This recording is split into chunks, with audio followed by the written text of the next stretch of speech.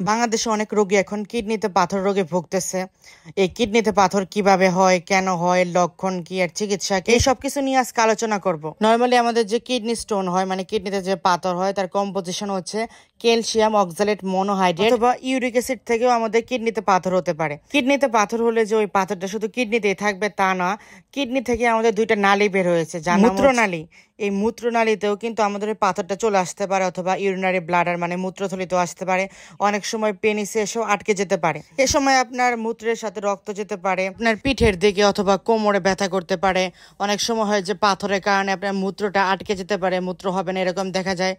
এবার আসি, এই রোগটা কোন কোন বয়সে বেশি হয়। সাধারণত 20 থেকে 40 বছর বয়সী লোকদের এই রোগটা বেশি হয়, কারণ এই বয়সী লোকেরা একটু বাইরে বেশি যায়, তারা কর্মব্যস্ততায় থাকে, তারা পানি কম খায়, ডিহাইড্রেশনে ভোগে, তার জন্য কিডনিতে পাথর হয়ে যায়।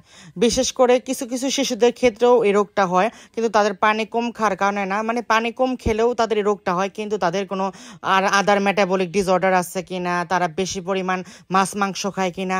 বেশি পরিমাণ যদি আপনি মাছ মাংস খান, মানে নন ভেজ খাবার যদি বেশি খান, তাহলেও কিন্তু আপনার এই রোগটা হয়ে যেতে পারে। এবার আসি কোন পরীক্ষার মাধ্যমে আমরা বুঝবো যে তার কিডনিতে পাথর হয়েছে।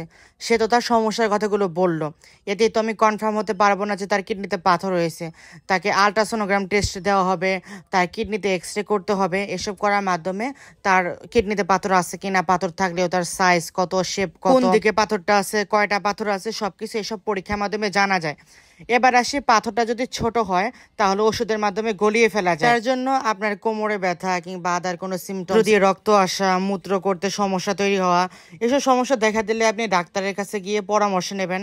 কারণ হয়তো আপনার স্টোনটা ছোট আছে, ওষুধের মাধ্যমে গলিয়ে ফেলা যাবে, কিন্তু স্টোনটা যদি অনেকদিন ধরে থাকে ওইখানে, ওটা স্টোনটা যদি আস্তে আস্তে বড় হয়ে যায়, তখন কিন্তু সার্জিক্যাল প্রসিডিউর ছাড়া আর কোনো উপায় নেই, আপনাকে সার্জিক্যাল প্রসিডিউর অবলম্বন করতেই হবে। এবার আসি সার্জিক্যাল প্রসিডিউরের মাধ্যমে কিভাবে কিডনির পাথর অথবা আদার মানে ইউরেটারের পাথর, ইউরিনারি ব্লাডারের পাথর, কিভাবে আপনি এগুলো অপারেশন করে সরিয়ে ফেলবেন। মনে রাখবেন, কিডনিতে পাথর হলে ওটা হচ্ছে আলাদা সার্জিক্যাল প্রসিডিউর, আবার ইউরেটার মানে মূত্রনালীতে যদি আপনার পাথর হয় ওটা হচ্ছে আলাদা প্রসিডিউর। আবার যদি আপনার ইউরিনারি ব্লাডার বা মূত্রথলিতে পাথর হয় ওটার ক্ষেত্রে আলাদা সার্জিক্যাল প্রসিডিউর। কিডনির এই পাথর অপারেশনের বিভিন্ন প্রসিডিউর আছে, যেটা একটা ভিডিওতে বলা সম্ভব না।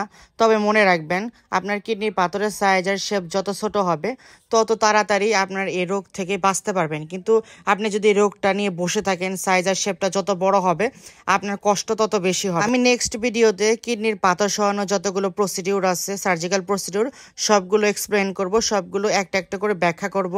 তবে তার সাথে আপনাদের কিছু কথা বলি, যাদের কিডনি সমস্যা, কিডনি পেশেন্ট যারা, তাদের কিছু কিছু সবজি খাওয়া ঠিক না, যেমন তাদের টমেটো খাওয়া ঠিক না।